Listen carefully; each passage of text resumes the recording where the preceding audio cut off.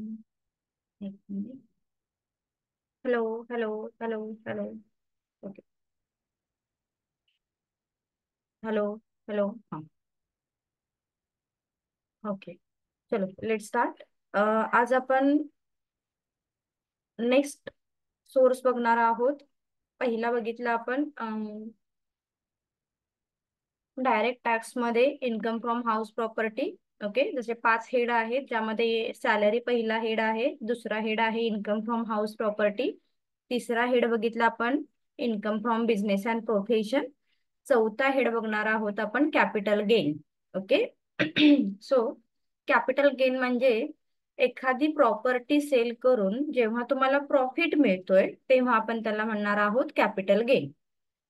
ठीक आहे. So basic thing. आता कॅपिटल गेनचे 2 टाइप्स केलेले आहेत, शॉर्ट टर्म कॅपिटल गेन आणि लॉंग टर्म कॅपिटल गेन. तर त्या गोष्टी आधी आपल्या क्लिअर असल्या पाहिजेत. शॉर्ट टर्म कॅपिटल गेन म्हणजे काय आणि लॉंग टर्म कॅपिटल गेन म्हणजे काय. बेसिकली आपण काय म्हणतो तर शॉर्ट टर्म कॅपिटल गेन म्हणजे कोणतीही एखादी प्रॉपर्टी तुम्ही एक वर्षभर वापरलीत आणि ती जर सोल्ड केलीत तर आपण त्याला म्हणतो short term capital gain. Okay.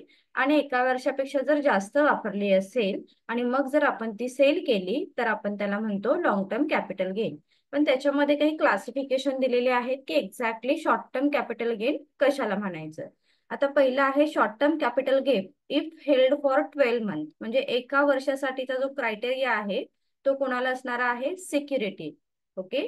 जर तुम्ही एखादी सिक्युरिटी लिस्टेड सिक्युरिटी परचेस केली असेल, ती तुम्ही यूज करताय, 0 कुपन बाउंड असतील किंवा युनिट ऑफ युटीआय असेल, ओके, इक्विटी ओरिएंटेड असेल, स्टॉक असेल, हे जर तुम्ही 1 वर्षासाठी यूज करून जर एका वर्षानंतर जर तुम्ही सेल केलं तर आपण त्याला म्हणतोय short term capital gain. Minimum तुम्ही 1 वर्ष तर ते यूज करायला पाहिजे.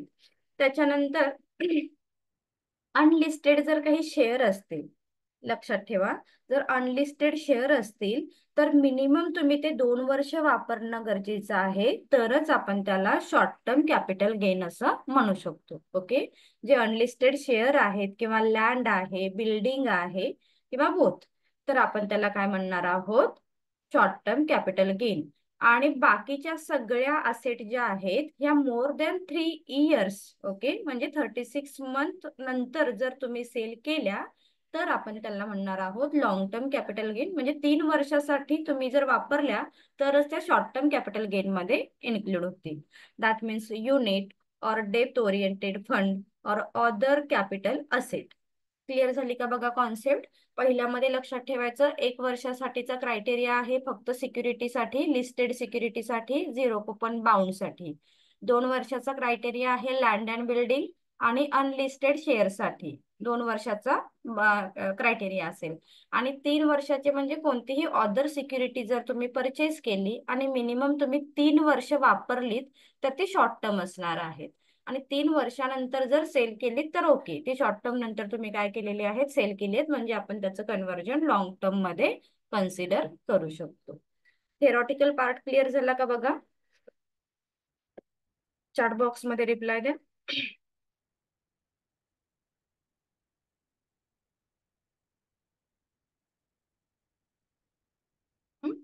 सायमल्टेनियसली लिहून घेतलात तरी चालेल. आता बेसिकली आपण काय विचार करतो तर कोणते, आता इथे आपण कॅपिटल गेन बघणार आहोत, राईट. म्हणजे कोणतीही असेट जी आहे आपल्याकडे, ती असेट कोणत्या प्राइसला आपण घेतली होती आणि कोणत्या प्राइसला आपण सेल केली, ह्या मधला जो डिफरन्स आहे तो असणार आहे तुमचा capital gain. It's very simple thing. जसं आपल्याला माहिती आहे की आपण घेतलेली वस्तू किती प्राइसला होती आणि ती किती प्राइसला आपण सेल केली, त्याला आपण शॉर्ट टर्म कॅपिटल गेन अशा पद्धतीने सिंपल वेने कॅल्क्युलेट करू शकतो. ओके. बट जेव्हा तुम्ही लॉंग टर्म कॅपिटल गेन काय करणार आहात, कॅल्क्युलेट करणार आहात, तेव्हा त्याच्यासाठी प्राइस इंडेक्स फार महत्वाचा असतो. प्राइस इंडेक्स म्हणजे काय आता तुम्हाला माहित असलं पाहिजे. फॉर एक्झाम्पल, आपल्या पूर्वीचे लोक म्हणतात किंवा आपले जे पॅरेंट्स आहेत, ग्रँड पॅरेंट्स आहेत, ते आपल्याला नेहमी काय म्हणतात की अरे आमच्या वेळी 1 रुपयाला एवढी वस्तू मिळायच्या, 10 रुपयाला एवढं मिळायचं, पेट्रोल फार स्वस्त होतं, भाजी स्वस्त होती, कडधान्य स्वस्त होते, सगळं स्वस्त होतं. आणि आता त्याच वस्तू म्हणजे त्याच वस्तूची क्वांटिटी ही कशी झालेली आहे तर महाग झालेली आहे. म्हणजे पैशाची व्हॅल्यू काय झाली हो, इन्क्रीज झाली. दॅट मीन्स मनी व्हॅल्यू काय झालेली आहे, इन्क्रीज झाली आहे. फॉर एक्झाम्पल, मी जर कधी 1999च्या आधी किंवा 99च्या आधी मी जर एखादी प्रॉपर्टी परचेस केली असेल आणि आता जर ती सेल केली, तर डेफिनेटली त्यामध्ये काय आहे तर डिफरन्स असणार आहे. कारण त्यावेळी ज्या वस्तू मी परचेस केल्या आणि आता जर मी त्या वस्तू सेल केल्या, तर यामध्ये काय आहे तर पैशाचं व्हॅल्युएशन आपल्याला वेगळ्या पद्धतीने बघायला मिळेल. म्हणून त्याच्यासाठी तुम्हाला प्राइस इंडेक्स हा माहित असला पाहिजे. ओके, त्याच्यासाठी तुम्हाला काय महत्वाचं आहे, प्राइस इंडेक्स. एक मिनिट.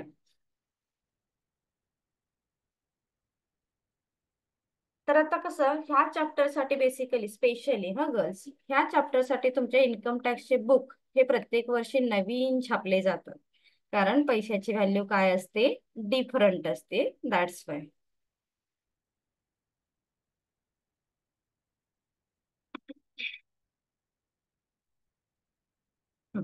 जसं मिनिमम तुम्हाला आता आपलं करंट इयर काय आहे, 2014-15. ओके, आपलं असेसमेंट इयर आहे 2014-15. आपलं प्रिव्हियस इयर काय आहे, 2023-24. ओके, 2023-24. तर तुम्हाला ह्या वर्षाचा म्हणजे असेसमेंट इयरचा तुमचा इंडेक्स प्राइस जी आहे ती तुम्हाला माहित असली पाहिजे. किंवा ह्या वर्षी आपण कॅल्क्युलेट करणार आहोत. हे आहे तुमचं असेसमेंट इयर आणि तुमचं प्रिव्हियस इयर रेकॉर्डिंग असणार आहे 2023-22. सो 2023-22 चा प्राइस इंडेक्स असणार आहे 348. हा लिहून ठेवा. हा फार महत्वाचा आहे, कारण प्रत्येक प्रॉब्लेम मध्ये हा तुम्हाला कॅल्क्युलेशन साठी यूज करायचा आहे. म्हणजे तुम्ही कोणत्या वर्षी प्रॉपर्टी परचेस केली आणि करंट इयरला त्या प्रॉपर्टीची एक्झॅक्टली व्हॅल्यू काय आहे हे आपण काय करणार आहोत तर कॅल्क्युलेट करणार आहोत. त्यामुळे करंट इयरच्या प्रॉपर्टीची रेट किंवा इंडेक्स प्राइस काय असणार आहे, 348 असणार आहे. आता तुम्हाला बेसिकली प्रॉब्लेम मध्ये दिलेलं असतं की कशा पद्धतीने प्राइस इंडेक्स, म्हणजे सपोज तुम्ही एखादी प्रॉपर्टी रिपेअर केली तर ती कोणत्या सालात केली, तर त्या सालातला तुम्हाला इंडेक्स हा पाठ असला पाहिजे. पाठ म्हणजे काही काही दिलेली असतात आणि बेसिक थिंग म्हणजे करंट इयरचं तर तुम्हाला माहित असला पाहिजे. आणि जसं मागे सुद्धा आपण एक रूल बघितला बघा, 2000 सॉरी 99च्या आधी, म्हणजे 2000च्या आधी जर तुम्ही एखादी प्रॉपर्टी परचेस केली असेल तर रूल वेगळे असणार आहेत. त्याच्यानंतर 2000च्या नंतर जी प्रॉपर्टी परचेस केली असेल त्याला रेट वेगळा असणार आहे. सो बेसिकली 2001 अँड 2 याचा एक इंडेक्स तुम्हाला पाठ असला पाहिजे. याचा इंडेक्स आहे 100. ओके, याचा इंडेक्स असणार आहे 100. ह्या दोन्ही गोष्टी लक्षात आल्या का, बेसिक कॉन्सेप्ट लक्षात आली का बघा, की आपण काय करणार आहोत, हा इंडेक्स एक कन्सिडर करणार आहोत.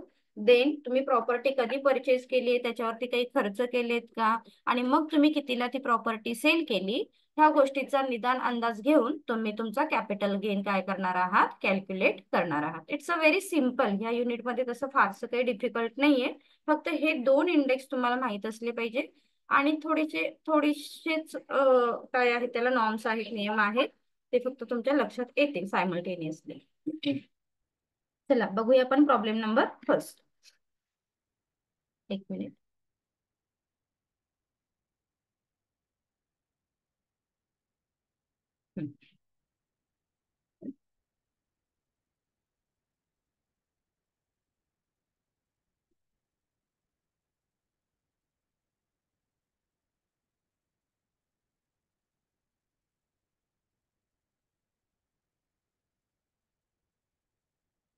प्रॉब्लेम नंबर फर्स्ट काय सांगितला, mister Kamlesh purchase a house property for ₹1,00,000.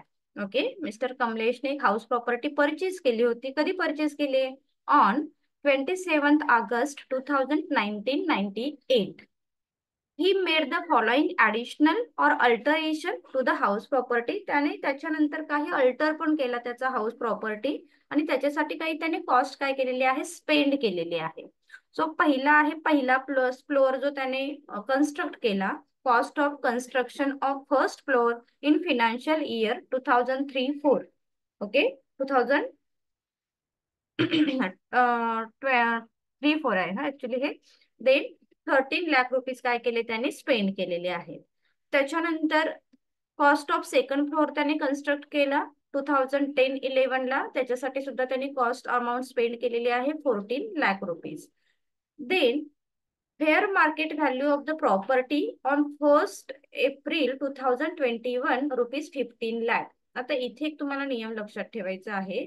जर तुमची प्रॉपर्टी 99च्या आधी परचेस केली असेल तर, आणि फेअर मार्केट व्हॅल्यू तुम्हाला प्रॉब्लेम मध्ये दिलेली असते, तर ह्या दोन प्राइसचं कंपॅरिझन करायचं and whichever is higher ती प्राइस तुम्ही काय करायची आहे, तर फुल व्हॅल्यू ऑफ कन्सिडरेशन म्हणून काय करतो आपण ती इथे मेन्शन करतो. ठीक आहे.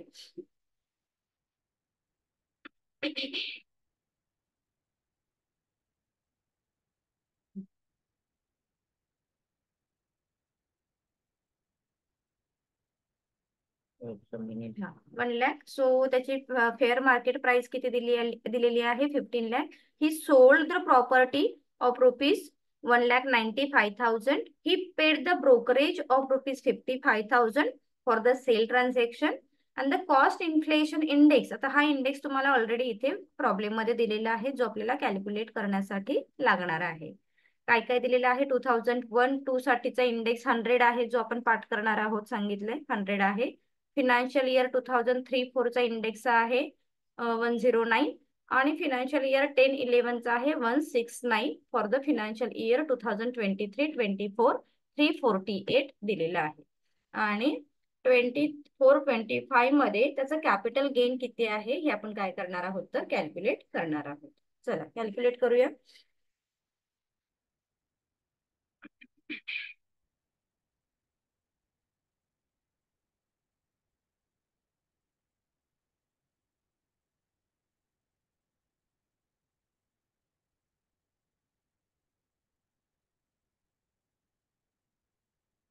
कॉलम ड्रॉ करा.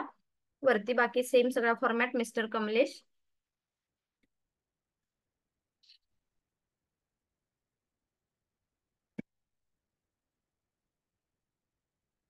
Assessment year 2024-25. then previous year 2023-24. then status individual.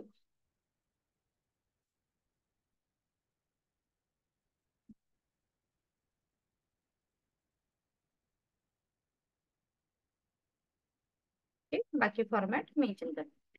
Particular, then inner column outer column, inner column outer column. Okay.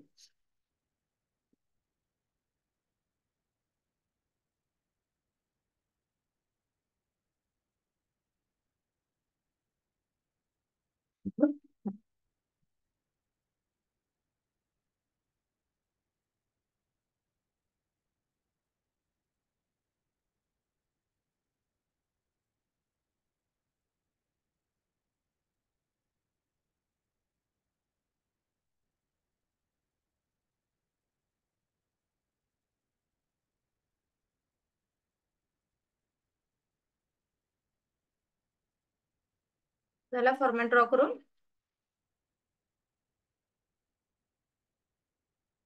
Yes.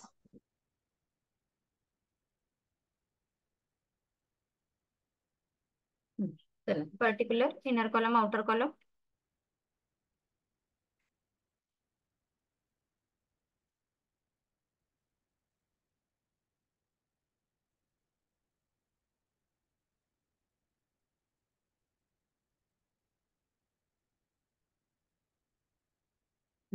पहिले हेडिंग द्या, फुल value of consideration. Value of consideration म्हणजे किती प्राइसला तुम्ही प्रॉपर्टी काय केली आहे, सोल्ड केली. ओके, किती प्राइसला सोल्ड केली बघा total property.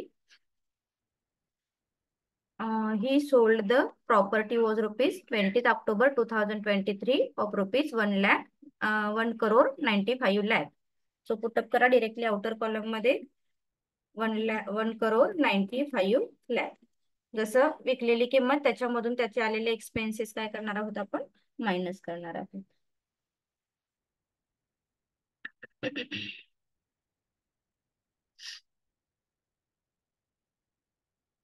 Then less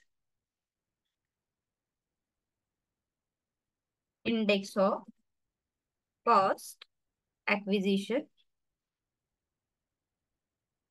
less index of cost acquisition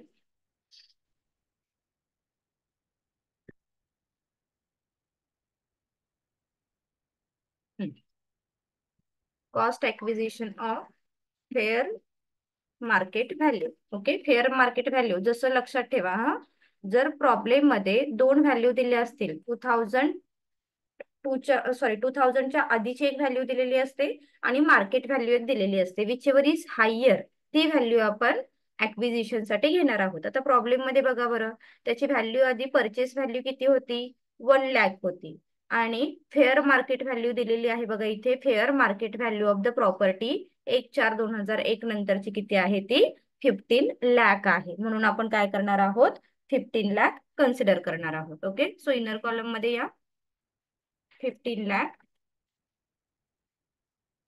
into current index किती सांगितलेला आहे करंट डेटचा 384 डिवायडेड बाय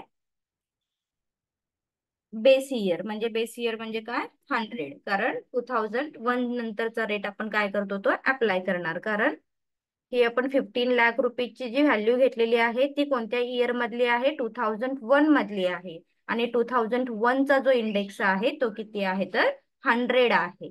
पॉइंट लक्षात येतोय का बघा, काही डाऊट असेल तर विचारू शकताय. Less index of cost acquisition, less repair, less brokerage, हे सगळे एक्सपेन्सेस लेस करायचे म्हणजे तुम्हाला त्याचा income of capital gain clear होईल. फक्त फॉर्म्युला लक्षात ठेवा, amount into current year index divided by base year. Base year म्हणजे ती अमाऊंट आपण कोणत्या इयर मधली घेतलेली आहे. क्लिअर झालं का बघा. अमाऊंट किती येईल जरा कॅल्क्युलेट करून सांगा आता.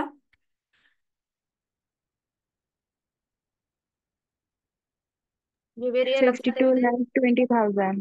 हा बरोबर, 52,20,000. इनर कॉलम मध्ये मेन्शन करा 52,20,000. हे आमचं बॅकग्राऊंड म्युझिक पण तुम्हाला ऐकायला लागेल आज. 52,20,000. देन सेकंड अजून काय काय केलंय त्याने, सेकंड मध्ये लेस करायला लागेल. त्याने कन्स्ट्रक्शन पण केलेलं आहे. So index cost of improvement, index cost of improvement. Okay, improvement. So किती काय काय कॉस्ट स्पेंड केले बघा. पहिल्या फर्स्ट फ्लोअर साठी केलेली आहे. फर्स्ट साठी केलेली आहे. किती टोटल अमाऊंट आहे ती 13 लाख. 13 लाख कोणत्या इयरची अमाऊंट आहे बघा बरं. पहिलाच फ्लोअर त्याने जो स्पेंड केलेला आहे 2003 अँड 2004. सो 2003 आणि 4 चा इंडेक्स बघायला लागेल 109 आहे. Okay, so current year divided by base year. So current year into करा, into current year 384 divided by base year 106. Right, sorry 109 आहे ना, 109.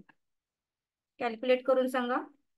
हा इंडेक्स कुठला घेतला तो पण मेन्शन करा. 2003-4 चा आहे. 2003-4 ब्रॅकेट मध्ये मेन्शन केलं तरी चालेल येथे. म्हणजे तुम्हालाही माहित असलं पाहिजे आपण इंडेक्स कोणता घेतलाय तिथे. कॅल्क्युलेट करून सांगा अमाऊंट किती येईल याची. पहिल्या फ्लोअरची व्हॅल्युएशन 41,50,459 समथिंग येईल ना. चेक करा बरोबर आहे का बघा एकदा. Yes, 41,50,459. Very good. ओके, हा चला आता सेकंड फ्लोअरचं कॅल्क्युलेशन कम्प्लीट करा. सेकंड फ्लोअर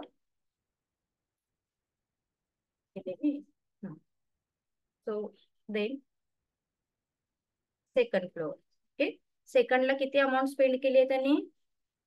14 लाख दिसते बघा. सेकंड फ्लोअर कधी स्पेंड केलं आहे? 10-11 ला केलेला आहे आणि 14 लाख रुपये त्याची प्राइस आहे. सो 14 लाख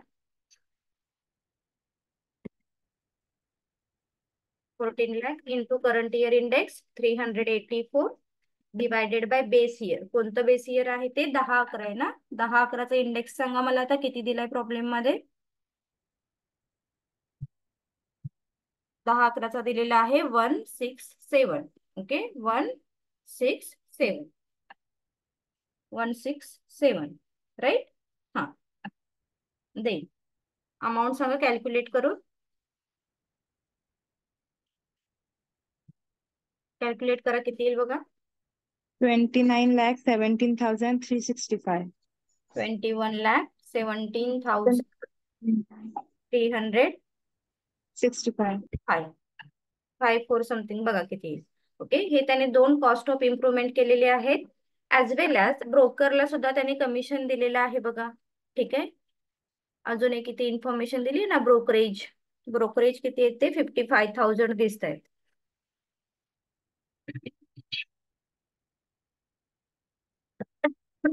कुठे केले ब्रोकरेज?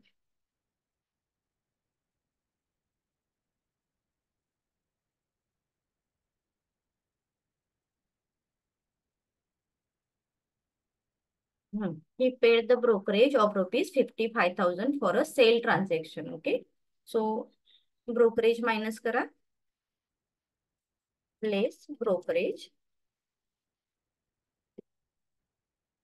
55,000. 55,000. त्याची टोटल करा. आउटर साइडला किती येते बघा.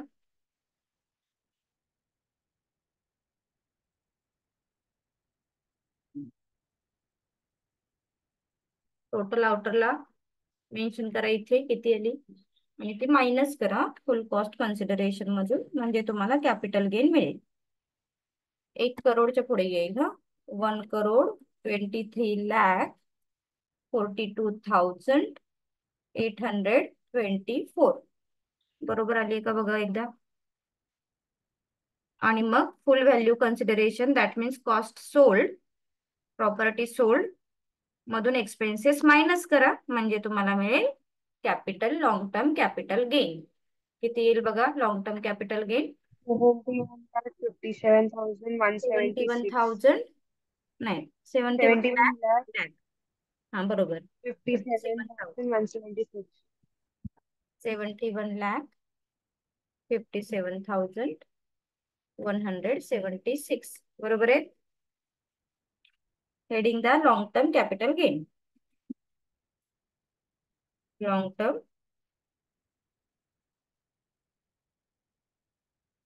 Capital gain. क्लिअर झालं का बघा? काही डाऊट असेल तर विचारू शकता. पहिलाच प्रॉब्लेम आहे आपला, त्यामुळे काही डाऊट असेल तर विचारू शकता. ऍज पर दी फॉर्मॅट वरती बाकी format same. Name of the assessee, assessment year, then previous year आणि लिगल स्टेटस हे मेन्शन केलं आपण. फुल व्हॅल्यू ऑफ कन्सिडरेशन म्हणजे sold value. Okay. Sale value, sales value mention करायची म्हणजे तुमच्या लक्षात राहील. ही सेल्स व्हॅल्यू घेतली.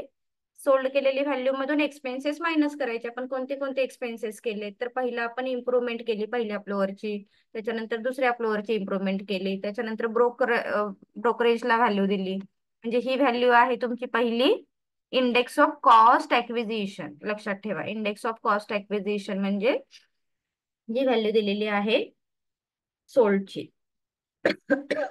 क्लिअर?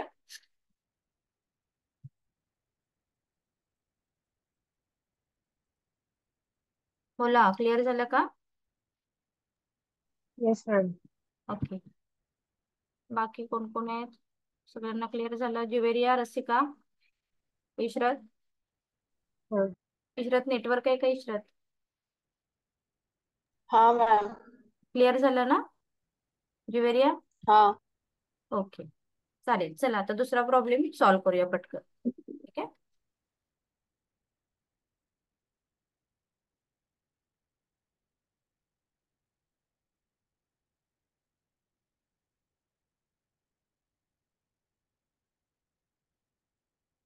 बघा काय सांगितलंय.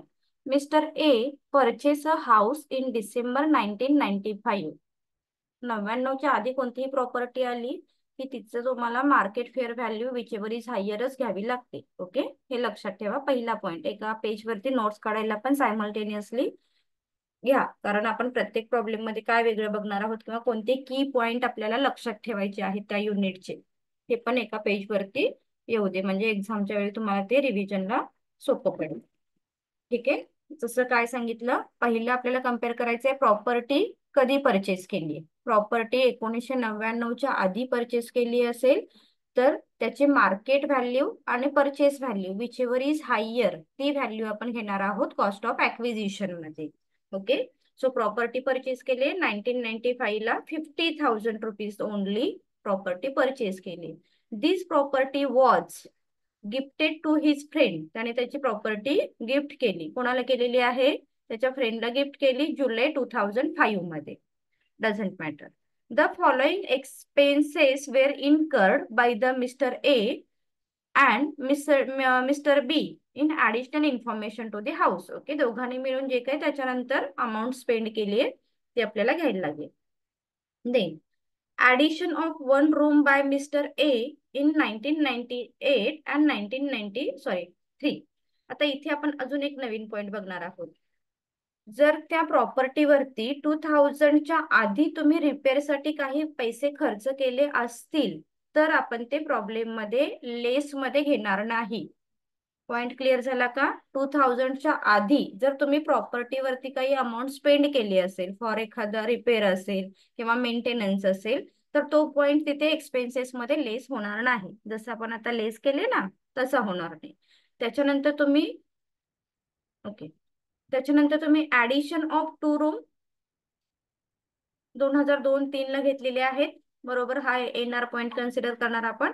आणि तिसरी रूम पण ऍडिशन केली आहे तुम्ही 2010-11 ला, ही व्हॅल्यू पण आपण कन्सिडर करणार. त्याच्यानंतर दिले fair market value of house. 1 एप्रिलला त्याची मार्केट व्हॅल्यू किती आहे? 50,000 ची व्हॅल्यू झाली 4 लाख, म्हणून आपण ऍक्विजिशन घेणार 4 lakh. The property was sold. कधी सोल्ड केली? नोव्हेंबर 23 ला सोल्ड केले. 40 लाखाला प्रॉपर्टी सोल्ड केली. Compute the taxable capital gain for the assessment year. चला, बाकी इंडेक्स तुम्हाला दिलेले आहेत. इझी आहे, सॉल्व्ह करू शकाल. चला पटापट सॉल्व्ह करून घेऊया आपण.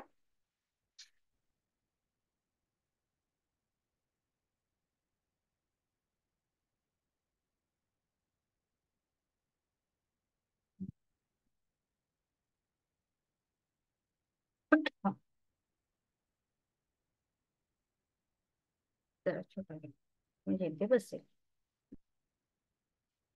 वरचं फॉर्मॅट कम्प्लीट करा आता तुम्ही. Assessment year, previous year, name of assessee, बाकीचे कम्प्लीट करा.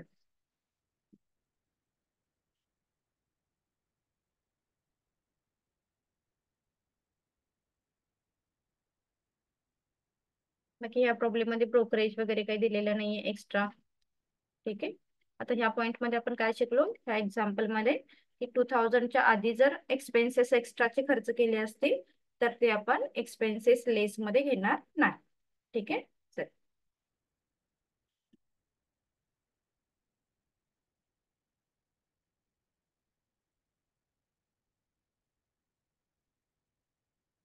झाला फॉर्मॅट ड्रॉ करून. हा मिस्टर कोण आहे? Mister A. Mister A. Okay, particular, then rupees, rupees. Okay, चला देन पुटअप करा हेडिंग.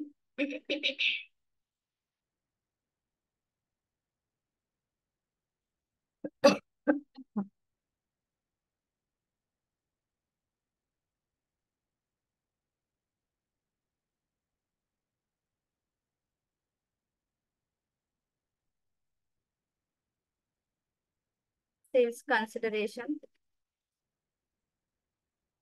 सेल्स कन्सिडरेशन हेडिंग काय घेतलं होतं आपण? सेल्स कन्सिडरेशनच घेतलंय ना.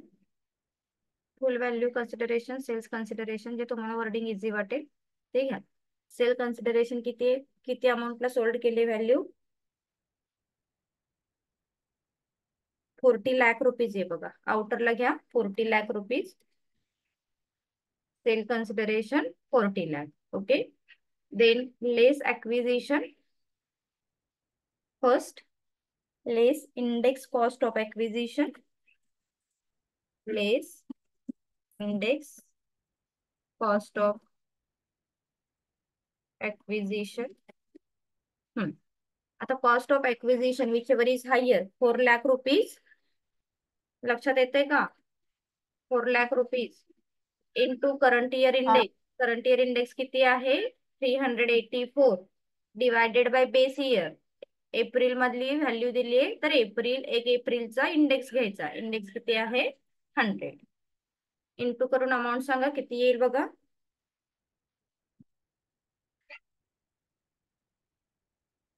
11,89,744. चेक करा बरोबर आहे का बघा. देन सेकंड आपण सांगितलं की 1998 आणि 1903 चे ऍडिशनल रूम एक्सपेन्सेस कन्सिडर होणार नाहीत. सेकंड होतील लेस 2 रूम ऍडिशन. 1,39,000 नहीं, 13,92,000 ये है अमाउंट. काय म्हणतेस तू? ऊपर की अमाउंट 13,000 नहीं, 13,92,000 है. 13 लाख. आपने 384 लिखे, 384. उधर है 348.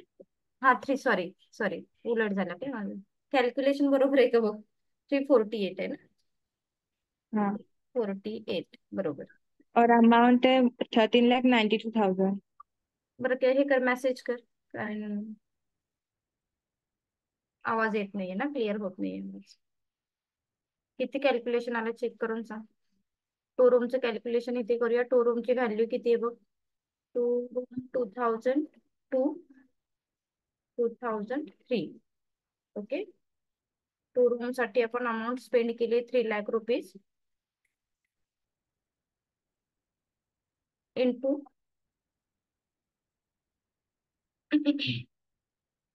इंडेक्स 2चा किती आहे? First current year 348 divided by 105. 105. 2चा इंडेक्स दिलाय बघा इथे. ओके. 105 दिलेला आहे. कॅल्क्युलेट करून अमाऊंट सांगा.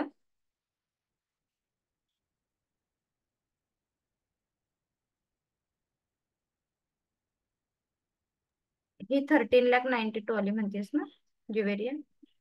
हाँ. अभी की अमाउंट है 9,94,280, 286. 92,000 बरोबर आले. ही आता हे रसिका ही अमाऊंट बघ. 9,94,286 बरोबर आहे. हा. देन तिसरी रूम कुठली आहे? Addition 3 room. 3 रूम. 3 रूमचं कॅल्क्युलेशन करा. अमाऊंट स्पेंड केली ₹7 लाख इंटू करंट इयरचा index 348 divided by base year. Base इयरचा तर 7 ला 7 आहे ना? किती आहे त्याचा? 7चा इंडेक्स 107 दिलाय. हा दिलाय बघा. 10/11चा 167. 167. कॅल्क्युलेट करा किती येईल बघा. चेक करा.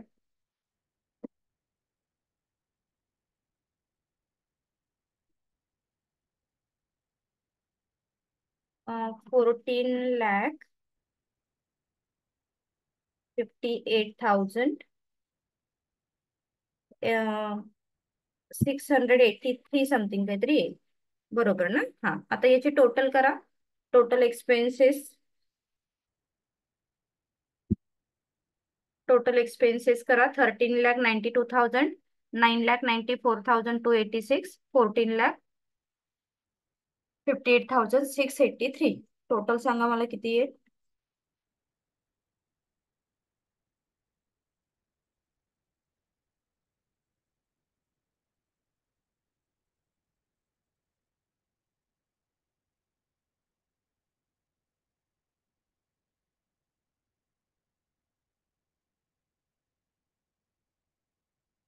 2005, एक मिनिट आहे बस.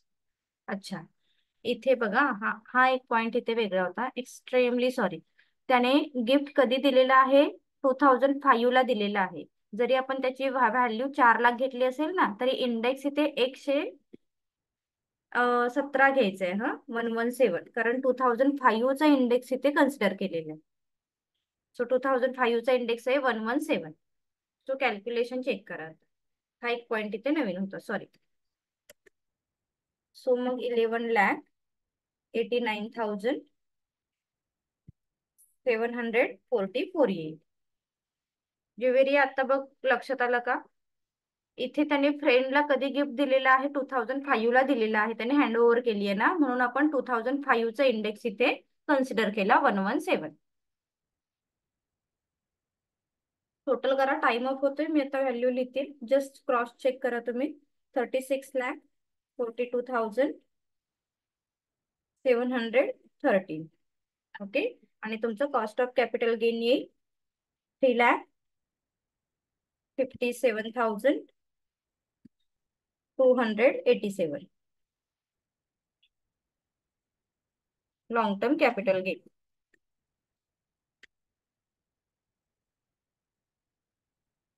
काही डाऊट असेल तर नेक्स्ट लेक्चरला आपण क्लिअर करू. ओके, कारण टाइम अप होईल आता. होप्सो तुम्हाला इथेपर्यंत समजलं असेल. फार काही तशी डिफिकल्ट नाहीये तेवढी. Okay, Rasika done. ज्युवेरिया, इशरत.